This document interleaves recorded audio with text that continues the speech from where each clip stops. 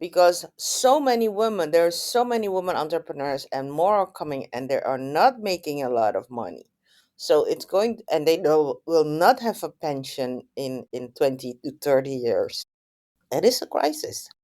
So yeah, I think that is the sense of urgency needs to be communicated and lobbied.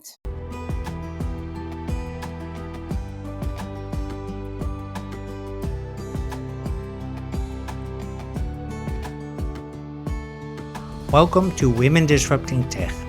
My name is Dirk Jan Upkes, and on this podcast I give the women who work in tech the platform they need to inspire and empower each other. Join me on a journey into the world of entrepreneurship, funding, biases and role models to discover the strategies for success in the tech industry. In other words, how women can disrupt tech. Are you ready to listen?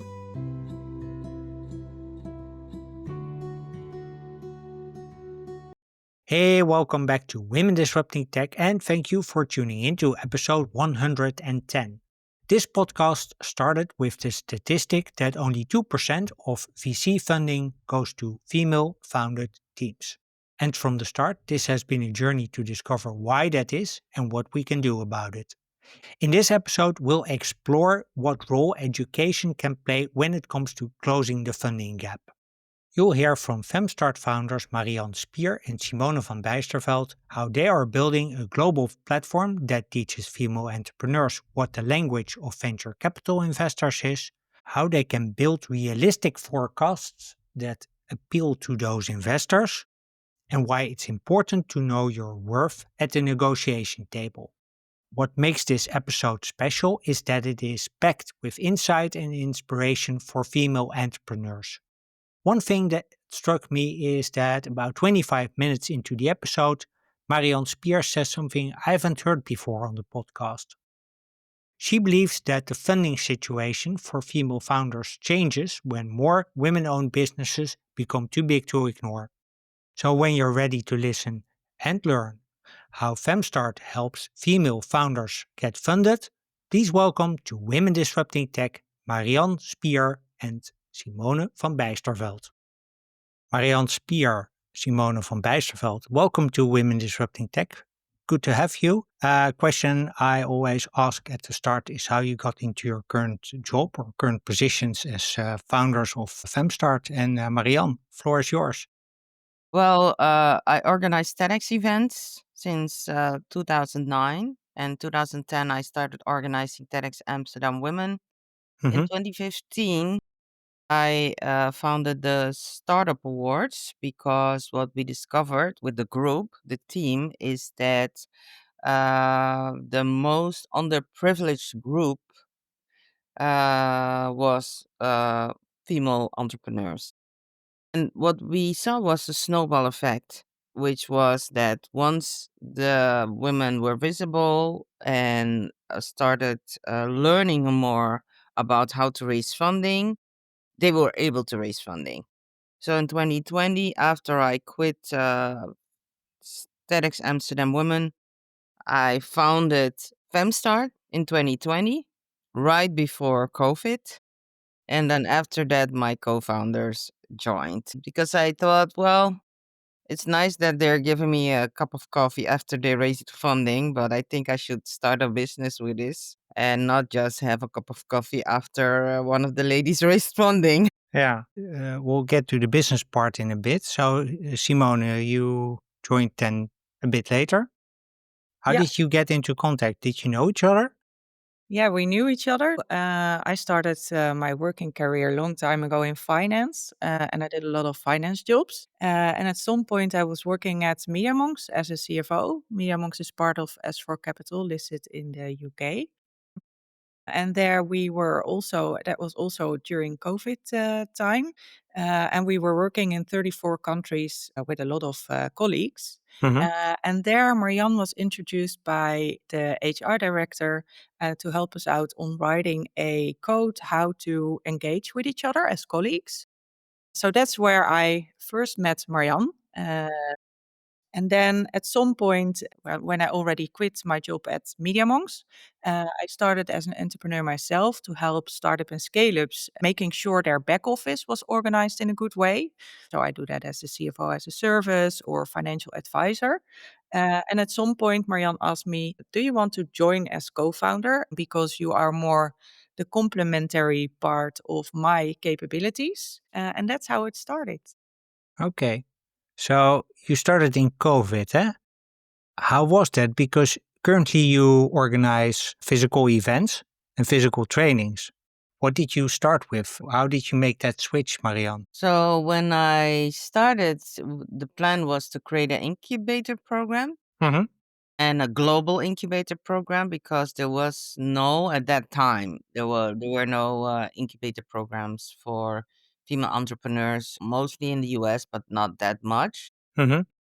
Once, yeah, COVID was there, we said, okay, then we have to create a digital platform.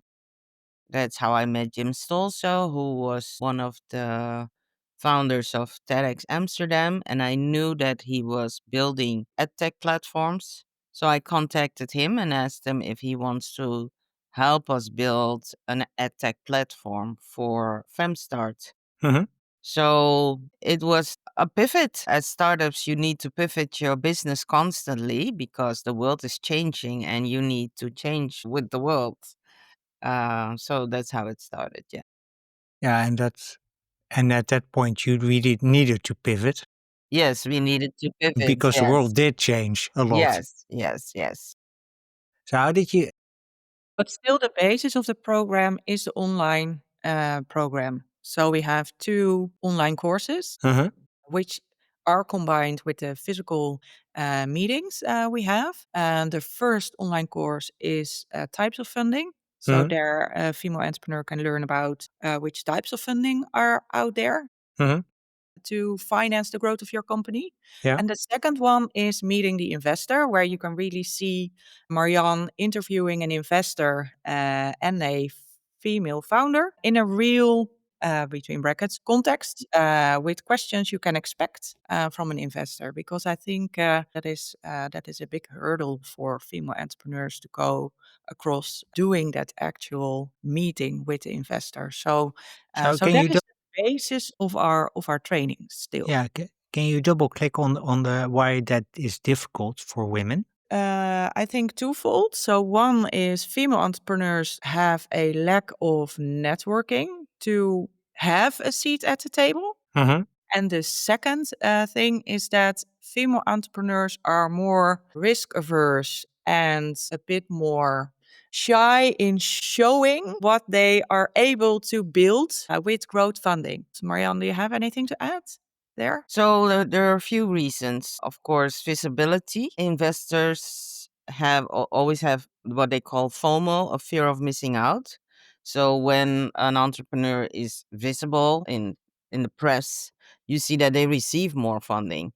And a lot of female entrepreneurs lack visibility because they're focused more on building the business and Uh-huh. or creating the product. Another reason is access. So with networking, what we see is as a young man, maybe he studies at TU Delft, there's always somebody who will, and he builds something. There's always an uncle, a friend, or a friend of a friend who will say, I know somebody maybe who will be able to invest in you, Uh-huh. which is more difficult for women entrepreneurs. Once they build something, then it's, oh, that's cute, cute business. Oh, it's nice. Maybe some interest on Instagram, but it's not. That is something I don't know, but why? But there is not a click that somebody says this could become a huge business. So, access to networks, what we see now, women entrepreneurs are networking more. They go to the next web and all these tech events. Uh-huh. And then there's a third thing called the access to financial institutions. So this could be what I've heard a lot is that women entrepreneurs would send an email to a VC or an investor and they would not receive a response back. That is one. But even with banks, most of the time banks send a letter that is well known with Uh-huh. Sir Mr. XYZ. It is that there's where the bias comes in for the access to the financial institution part. And I think it is mostly that they don't know, then that also sometimes not willing, but mostly they don't know the potential women entrepreneurs have. Women entrepreneurs who want to scale their business, Mhm. because we also have to focus on that group, and women with a growth potential and Mhm. who want to scale their business. But are these women then still more modest about their their business and financial projections? Because I would expect once you have, and this is a bit of testing my own bias, that once you have a growth mindset, once you want to grow, you don't have that modesty or not as much modesty, let's say. Are you Simone? asking me the Yeah. question? So yes, so that is well known, based on research, that women are more modest. They're honest, as we Hmm. would say. It's not modest. They're honest, Yeah. and we use honesty as a modest. We say honesty is modesty, but they're just honest in showing the correct numbers. So, and that is how not how the game is played.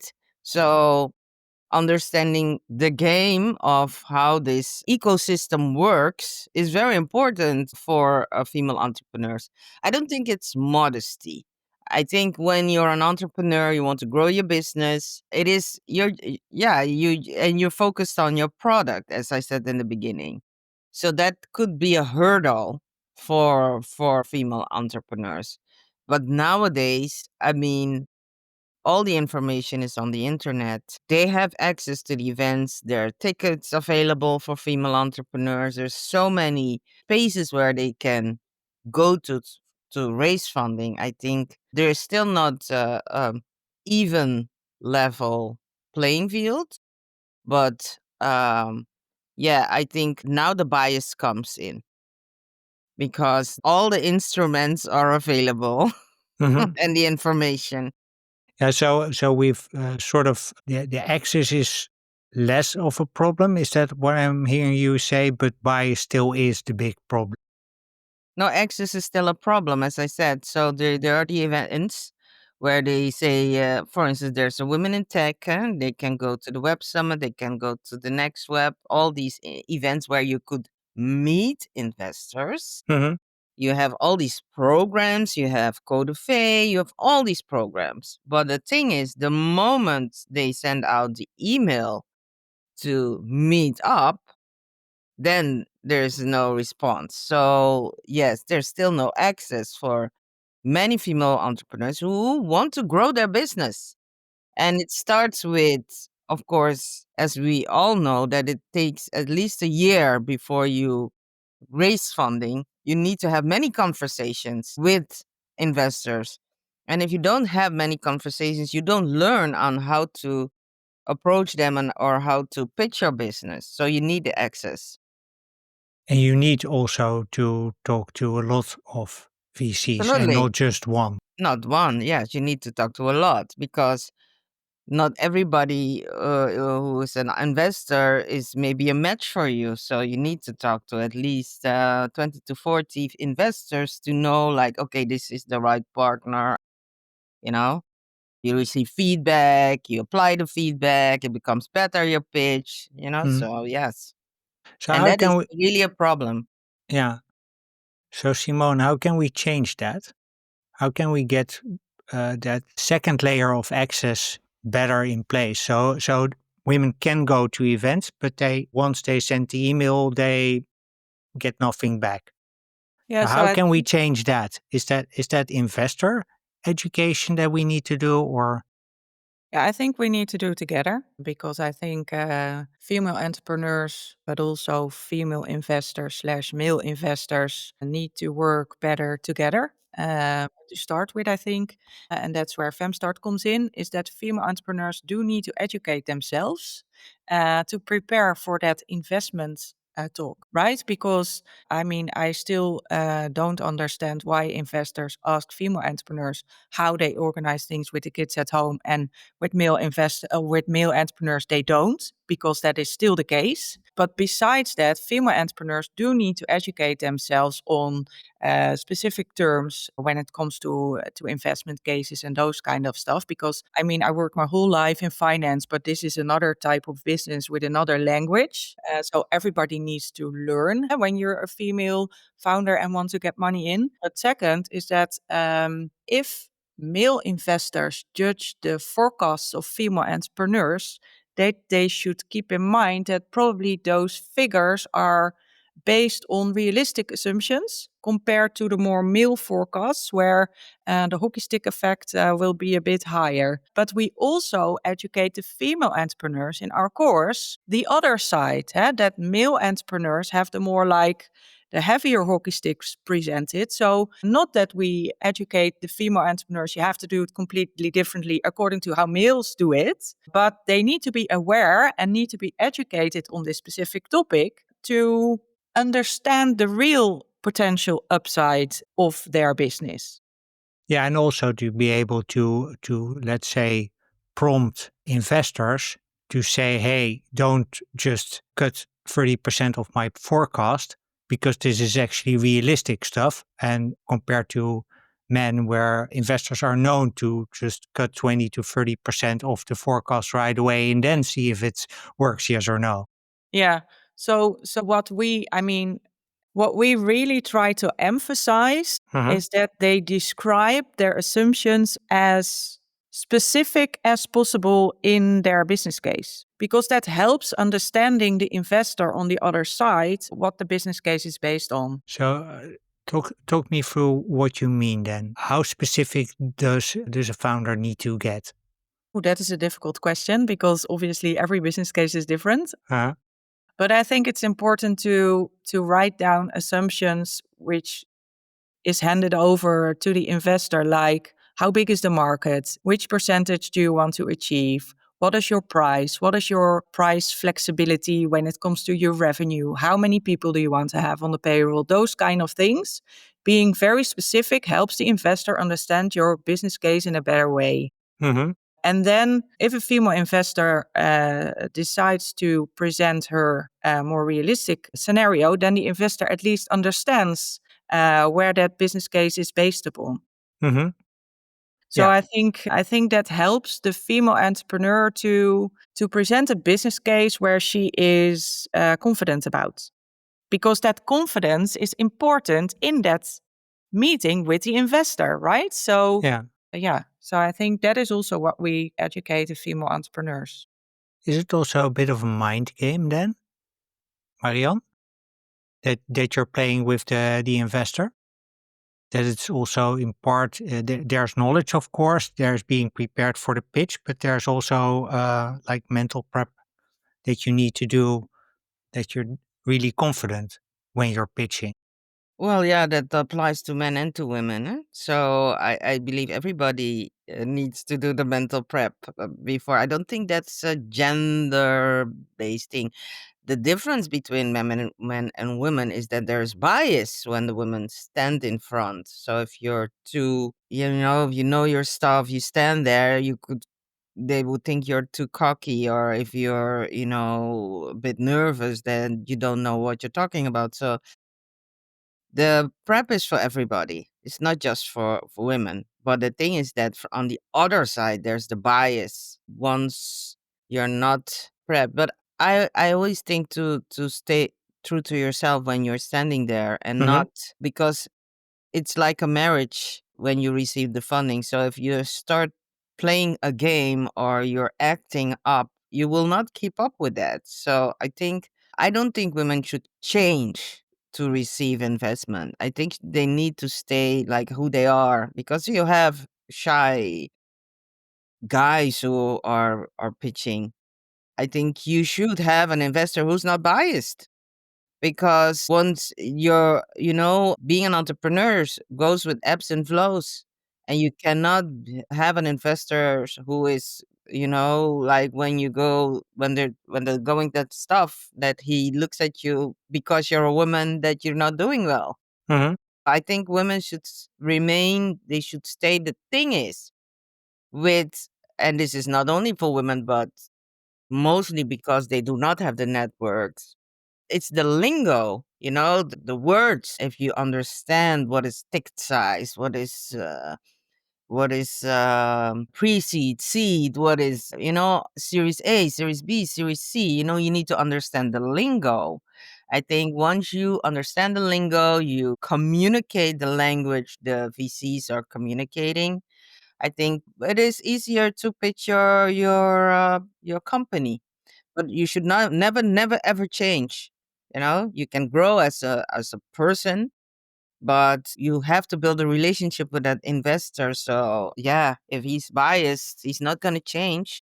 Yeah, and to add to that, it's also up to the entrepreneur, male or female, to choose if you want to add an investor to your company, because that's also what we sometimes hear, that investor want to have a big chunk of the equity against low value, and then indeed what Marian says, stay true to yourself and don't sell your company at every cost. No, but that applies to men and women, to Yes, be yes, honest, yes, because definitely, you definitely. especially early stage, you do not want to sell Yeah, a lot of your company, because that also means that in series comes series A, series B, that you have yeah. nothing to sell anymore. Yeah, Yes, that's correct. exactly. And at some point, it could be very difficult because, especially when you're pre-seed, you don't have enough money on your bank account.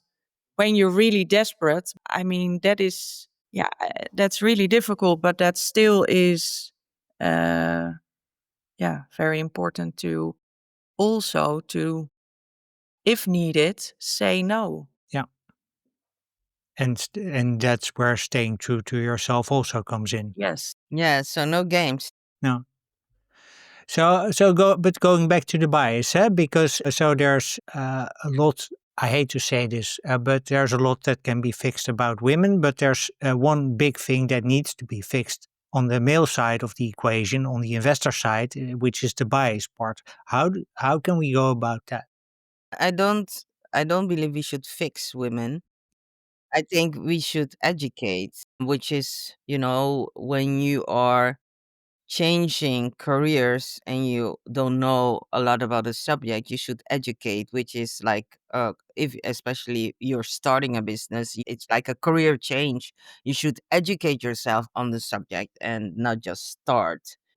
As women are educating themselves how to raise funding, because this is the one of the fastest growing groups within the ecosystem, I think investors should educate themselves too, because this is a group that is growing within the ecosystem. They cannot ignore it anymore. So I don't believe in fixing, educating. True, but how do we educate the investors then? Is that because that doesn't isn't just one bias training session? I would think. No, I don't believe in bias training sessions, but Why not? because scientifically it's proven that it doesn't work. But I'm not going into that. But I just received a presentation on that it does not work, and it only shows the bias, but it doesn't change the behavior. I think once the group is now, for now, especially in the Netherlands, you could see 37% of women with a Chamber of Commerce number. Hmm. So the group is growing. Once the groups becomes 60-40, and you have, like, say 20% of these women want to grow their business, because not all of them want to grow, just some just want to have a business, then you'll see a bigger change. So the only way that it will change, I don't think that people will be able to change. The system itself will change because the group will become so large that they cannot ignore them. Not every entrepreneur needs funding to grow, but once there will be more women entrepreneurs with large businesses, they cannot, then the perception changes. And then I think that is the only way, from, in my opinion. It's not scientifically proven, but I don't think bias trainings, events, and all these things will change it because it's not a male female thing, it's a masculine way of thinking, because science proves also that female investors are also very conservative. So it's not have more female investors. I know some of them will invest in women, but it is scientifically proven that it doesn't change. Okay. So Yes, it's that's proven. So yeah. no. I believe you, but I it's think a that there should surprising. be more. It's like the workforce. No, before there were not many women working, 100 years ago. And because there are more women working, it became more equal. There's still no, there's still a big gap, but there are more women working. There are more women who become managers, and it will take time because, yeah, it's ingrained in the system. But what I'm hearing you say, it will sort of, at least in part, take care of itself. Let's hope so. Okay. So you've talked to a lot of investors yourself, I suppose. What's one myth that you're tired of hearing about female founders, Marian? That we've discussed this beforehand because I see many myths. And for me, the myth is the babies. But Simone says we should take it broader. But I think what they see, especially when it's a young female entrepreneur with a startup, they're all worried about when they have a baby, will they still be, this hungry for the business? And I believe that women who want to grow their business, it doesn't matter if they have a baby or not, they will be the same. They will not change unless they become ill, but that could happen to men also. Yeah. So, yeah. We also discussed this, and Simona had another point, but maybe you can share your point. Yeah, Yeah. Simone. Yeah, well, I think it's broader. So not only female entrepreneurs, but also female in business. Mhm. That it's important to focus on the person itself and the characteristics instead of she's the female, so she will take care of the household and the kids. And from my perspective, I also hope to be a role model myself for women in business, but also for female entrepreneurs, that it is possible to at some point become a CFO or a entrepreneur while raising three kids who are now 14, 16, and 18, and that it goes hand in hand with a balance between work and private, which is good. But I think it's important that you need environment also for the support in a positive way, instead of how are you going to organize it with the kids and asking that question, right? I mean, I think it's very important to be treated equal from that perspective. So to also either ask men the same questions on Yes. how do you see, do you have kids? Do you plan to have kids? How is this? How do you want to organize this with your partner together? Because I think it's important also that this becomes a shared responsibility, Definitely. not just because otherwise we risk perpetuating the bias that women will take care of the kids. Yeah. So, having that said, I think, yeah, indeed, it's a broader discussion where, for example, you in the Netherlands now you have the law with a percentage on boards of females, etc. I question if getting laws in place. I mean, it might help, but in the end, we all need to do it together. Do you think quota help? Well, I still think that's a difficult question to ask because I think that diversity in boards is very important, but that not only relates to gender. Hmm. So that's one. And second, I still think that you have to choose for the best fit slash quality in a certain role. Hmm. But that is difficult to judge if you only look at gender, if you understand what I mean. Hmm. So for the company itself, a diverse board is very important. But at some point, yeah, if a board is already there with a certain setting, and you need to add an extra person, why couldn't it be a male?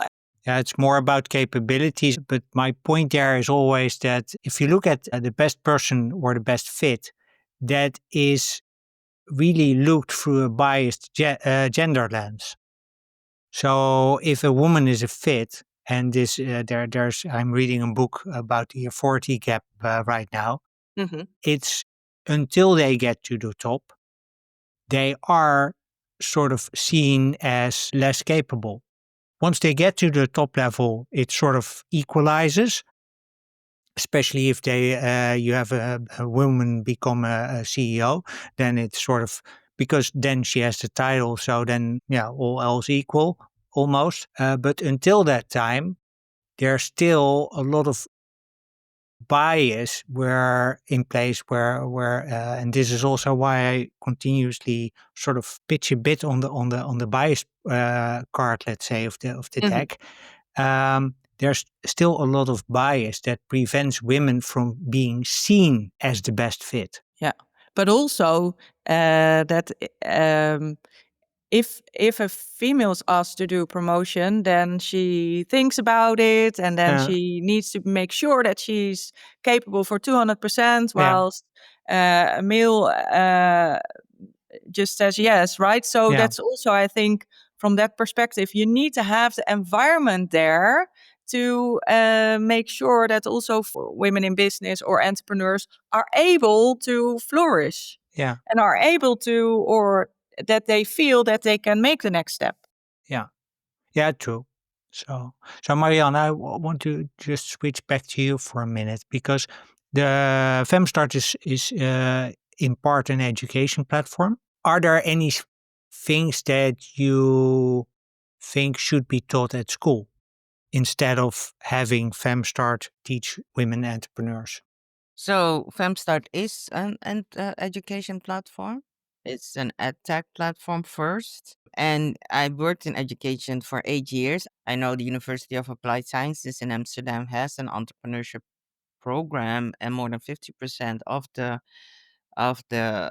school consists of women. I don't think there's an issue there. What we are focusing on is how to raise funding, which is different from being an entrepreneur. You can be an entrepreneur, but you do not need or want to raise funding. So what we're focusing is the gap, and I think they could create a minor for that, a program. We have to be honest, and this is not a large group. When you start a school, I've worked in education. You look at we would say the thumb sum of education, Yeah, and is it are there enough students who will apply for this program? As I said before, you have 800,000, you have 37% of the entrepreneurs are women. They have a KVK number. But that doesn't mean that all of them want to grow their business.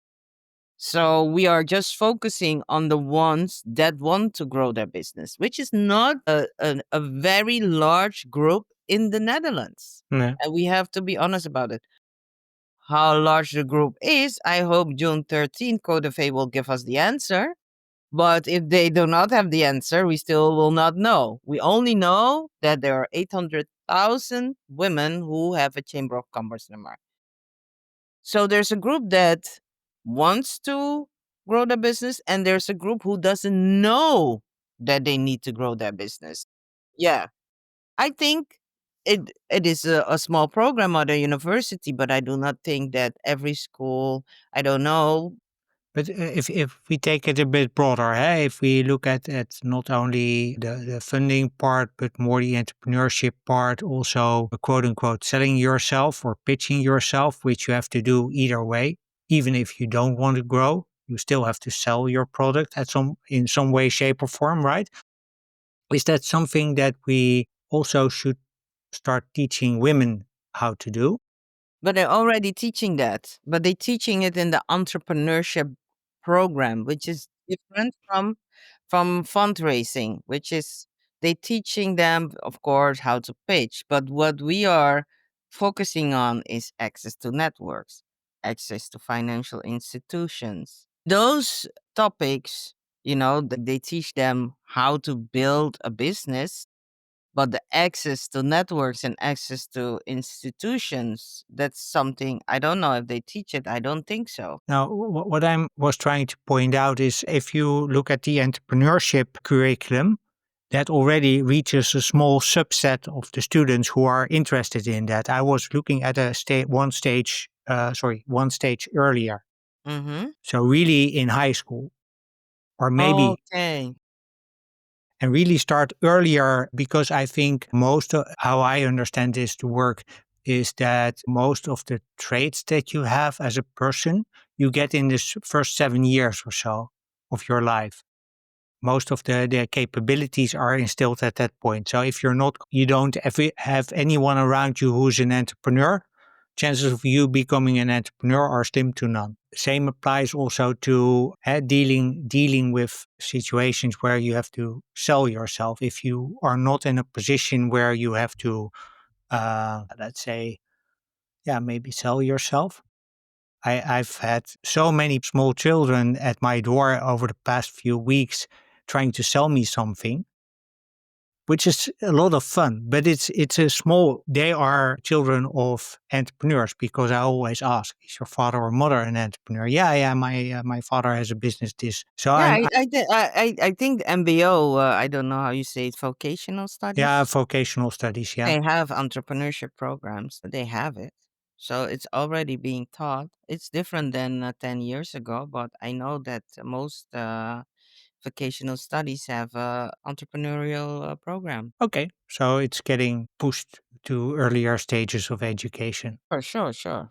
Yeah. So I was wondering, with FEM-Start, you're organizing, you're an edtech platform. What kind of entrepreneurs are you most excited to have there, except that they want to grow their business? Do you focus on specific sectors? No, I see a no, Simone. No, no, I think every female entrepreneur who is willing to get education on how to grow their business is very welcome.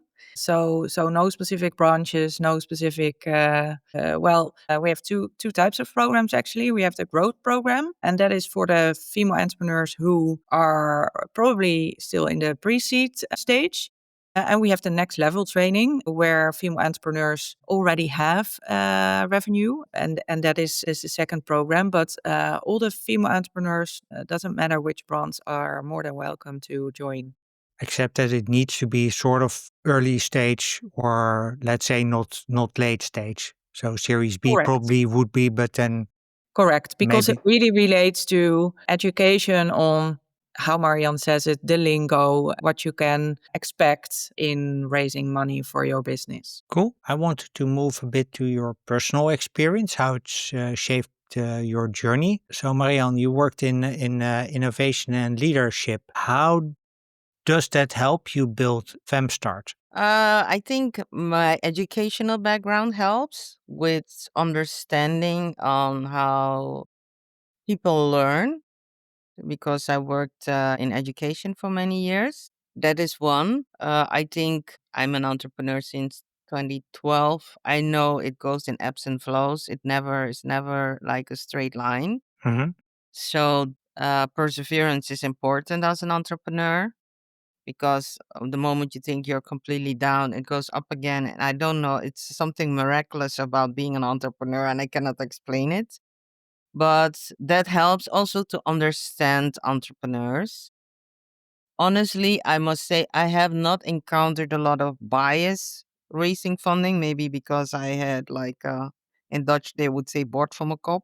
When I would go for funding, I Yeah, would just ask. But also, of course, like really struggling with my business. I in the beginning, I really struggled. So I understand the hardship of being an entrepreneur and still believe in making something out of it and also constantly pivoting. So that is the innovative part. The leadership part is the many management positions I had, which do not come to play as with the entrepreneurs, but mostly with stakeholder management because we have a lot of stakeholders also now because we also have a B2B platform.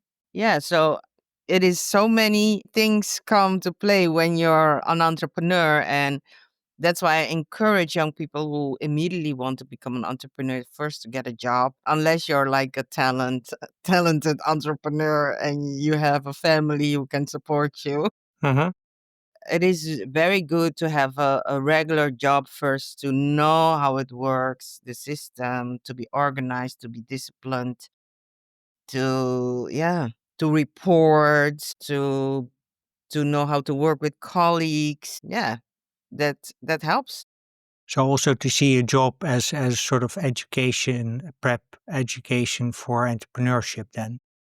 Yeah, well, education prep, it is a prep before. I believe that. Huh? I think if you look at successful entrepreneurs, you have a few talents like the guy from Apple, but most had a job before they started, you know, and they started with their colleagues or with friends. But it helps. It helps to just understand how to do the job. So Simone, you have a background in finance. Also, did you also handle investors? Not per se, but obviously, as a controller slash CFO, you do handle stakeholders in the broadest sense. So, from that perspective, yes. But I think the investor language is completely different to regular finance, which I also explained to you before. So, that was partly new for me. But I mean, the basics in finance need to be that's what we also educate. Your basics in finance need to be on par before an investor joins. So, from that perspective, that helps me in educating the female entrepreneurs. Not that we have a training for financial household of your company, but we do explain a few things which you need to have in place. And also, like making sure that you do your tax returns in time, those kind of stuff. I mean, it's if you have a backlog in that, I mean, you don't want to know. At some point, you could have big issues. You just, I mean, and that's not necessary. So just make sure that your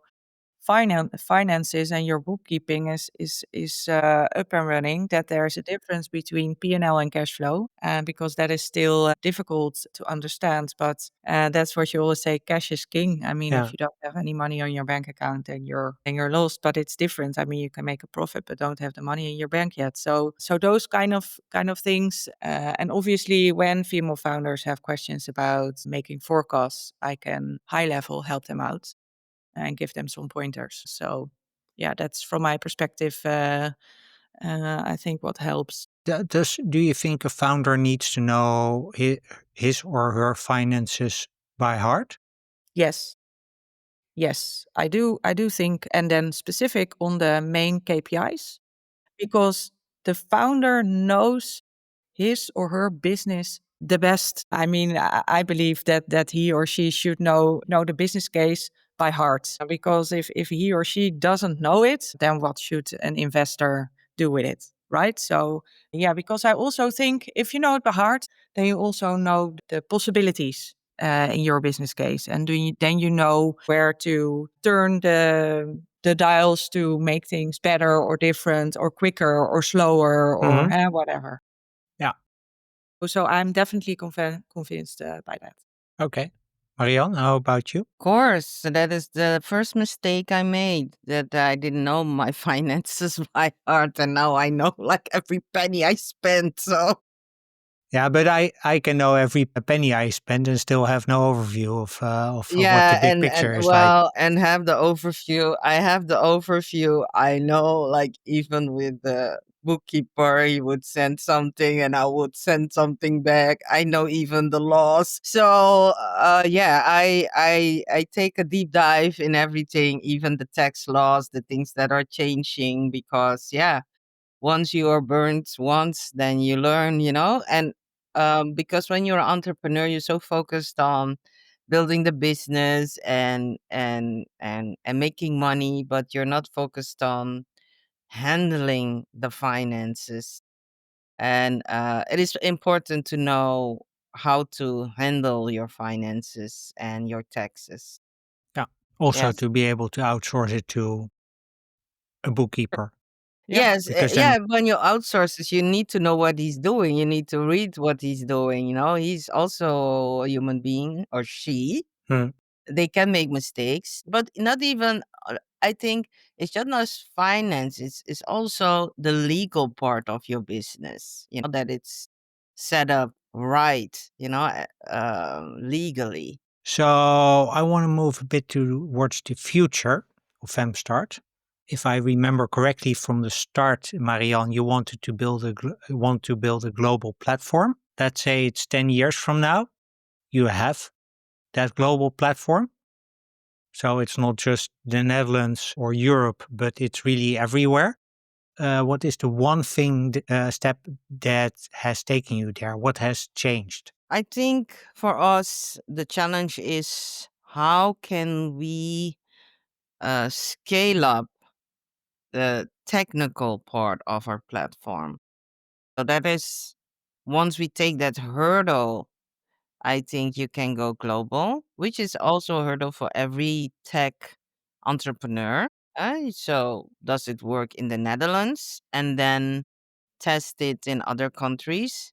Yeah, so I think the first hurdle is the tech part of the platform to scale up, find the right product market fits for that, and then go global. But that is the holy grail of entrepreneurship. Yeah, yeah. So Simone, I see you smile. Yeah, that is because Marianne says that's the holy grail of entrepreneurship. If Yeah. we would go now, then everything would be easy, right? But what needs to happen in your view to go global, except for the technical the technical capabilities? Are there any other things? No, I think what Marianne just said, I think product market fit in other countries, that is the next step. Look, it works. If you look at our LinkedIn, you see women are raising funding. Oh, you see the results. We're not lying. No? It is, the impact is there. Yeah. The thing is, who are Each these country is women? different, right? So Yes, who from are that these women perspective, with growth potential? yeah. Because it's different from who are female entrepreneurs. If you create an entrepreneurship program, you can reach all the 800,000 women in the Netherlands. You say that's your market, but who are these women who want to grow their business and who want to raise funding? Finding those in a different setting, in a different culture, in a different language. Yes. So you briefly hinted on results, Marianne. Can you name one female founder that you're particularly proud of who managed to raise funding? I'm proud of all the women. It is Uh, not easy to raise funding. It is not easy. It means somebody needs to trust in you. We have the women who we kickstarted. We give them a kickstart through the startup awards who raised funding in millions, 1 million, 2 million, 3 million. And we have the woman who raised funding through our program, 200,000. Now we're hearing 500,000, but also 17, 50,000. So it's every amount that help bridge the funding gap that is important. I cannot say one woman, no, because all of them are heroes for me. It is mhm. not easy. It's not easy for men, and so it's not easy for women. No, that is true. But okay, are you proud of specific collaborations you've helped accomplish? For instance, the FEM-Start awards that you organize, or the Her Capital Connection. Yeah, well, I think we are proud of all our partners. So our first partner was KPMG Meiburg, which is really great when it comes to taxes, that the female entrepreneurs have a low entrance to a very big firm with a lot of knowledge, but they can really Also be helped out global, from the start. Sorry? also global. Yes, also global, so that is great. The other one, important partner we wanted to add to our FEM-Start community is legal. So we are proud of AO Sherman to be our partner. Mhm. That is what we have seen developing and what we are in favor of, that FEM-Start is part of an ecosystem which needs to change, right? So from that perspective, we are proud of Her Capital Connection, that different partners in that ecosystem work together to create awareness, to give the female founders a platform where also investors are part of it. So we keep on saying FEM-Start is the educational platform in that ecosystem. And if every organization plays her or his role in a good way, we can close that funding gap. Yeah. Is that also a bit of the, I was looking for the right word here, but also knowing your role, Mhm. that you're part of an ecosystem and you solve this particular problem. In your case, it's education of female founders who get to understand how to pitch their startup to an investor and what to be mindful of in terms of being a founder. Is that also part of the strength of FEM-Start? That you only focus on this part and that you outsource all the other, or that you collaborate for all the other parts that are needed, like bookkeeping, like tax advice, like legal advice, that you don't build the whole thing yourself? No, because I think from that perspective, tax is a very complicated specialism, legal as well. So yeah, so I think that is a really conscious decision that we don't try to do that what other people can do way better because they had a lot of education before and already built brands globally. So yeah, that is, I think, that's a conscious decision, and that's something extra which we give to that female entrepreneurs. Where, and then we go back to where we started, is that female entrepreneurs do lack networking on different topics. So also on taxes, also on legal. So we give them access also to those networks. So you provide the access But then through, they have to act themselves yeah, in getting the right advice on the topics they have. cool. Sounds like a great place to move to my last question. So I'm on a mission to make inclusion in tech the new normal by the end of 2032. Jan, what would be your advice to me? What bold action should I take, or should men in general take to get there? I think, but how do you want, like, what do you mean by that? Because then I can answer your question correctly. So inclusion in tech, to really make it applicable to funding, is that I want to achieve a state where funding of mixed teams is the norm by the end of 2032. So if you have, I always forget what the English word is, but in Dutch it's a normaalverdeling. So you have 80%, the middle 80% is funded, funding goes to mixed teams, because then you have the inclusion, the diversity that you need on boards or on startups, and you get better products as a result. So that's, and then there's 10% women and there's 10% men, because they are really good, just really good at what they do. Which, by the way, I think the 10% then still is a lot bigger percentage than we have now.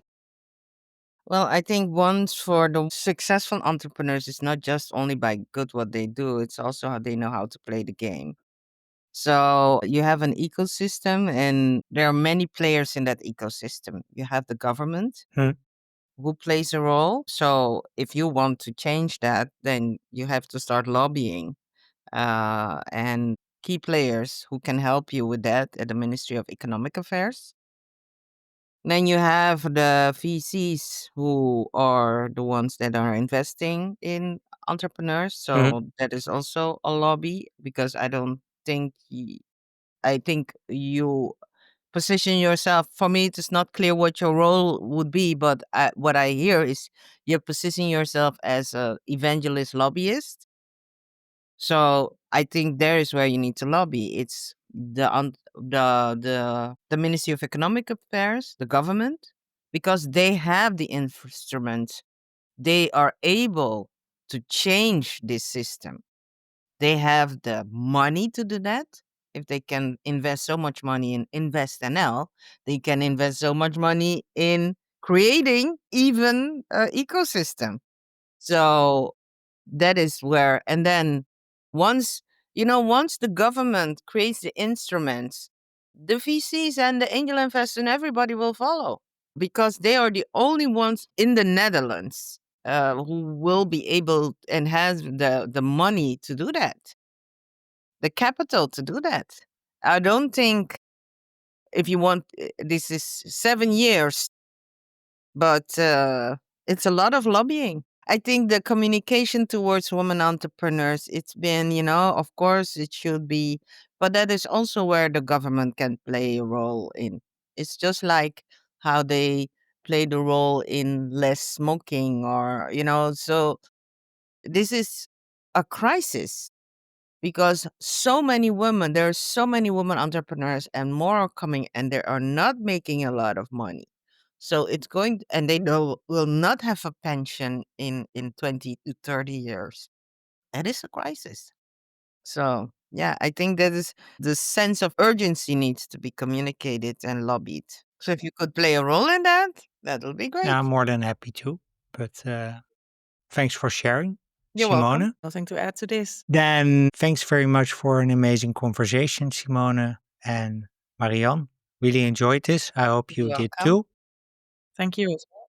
If people would like to learn more about FEM-Start or connect with you, where would you like to send them? www.fem-start.com. And it's already .com. Yes, Yes. .nl, it's everywhere. Okay, cool. So femstart.com, fem-start.com. Yes. Where can they connect with you personally? On LinkedIn? LinkedIn, of course. Cool. And we'll include those links in the show notes. So, Simone van Bijsterveldt, Marian Spier, thank you very much for an amazing conversation. Listeners, thank you very much for listening. And until the next episode, keep being awesome. Well, that's a wrap for episode 110 of Women Disrupting Tech with Marian Spier and Simone van Bijsterveldt on how FEM-Start helps female founders get funded.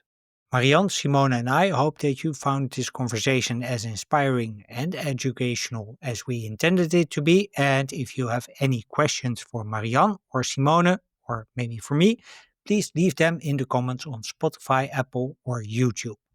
I do read all the comments and I will make sure they get answered. If you'd like to learn more about Marian Spier, Simone van Bijsterveldt and FEM-Start, please check out the links in the show notes. And as usual, you can find the show notes at womendisruptingtech.blog. The link is also in the description. If you've enjoyed this episode, please consider leaving a rating or a review on Apple or Spotify. If you leave a rating or a review, this helps new listeners find the podcast and it supports my guests by giving them a bigger platform. If you are a regular listener, please make sure to follow Women Disrupting Tech on Spotify, Apple, Amazon, and or YouTube. Following Women Disrupting Tech is a simple, zero-cost way to support Marian, Simone, and my other guests in closing the funding gap by the end of 2032. For more about Women Disrupting Tech, please follow the podcast on social media, on LinkedIn, we're at The True Story Company, and on Instagram, YouTube, and Substack, we're at Women Disrupting Tech. On Substack, you can also find in-depth stories in behind-the-scenes insights from each of the episodes. Plus, I share trends that I've spotted across 100 plus conversations so far. So don't forget to subscribe to my Substack for more about Women Disrupting Tech. Finally, if you want to connect with me directly, please reach out via email dirkjan@womendisruptingtech.blog or connect on LinkedIn. On LinkedIn, simply search for my name and you'll find me. With that, I wish you a wonderful day. I hope to see you in the next episode, and until then, keep being awesome.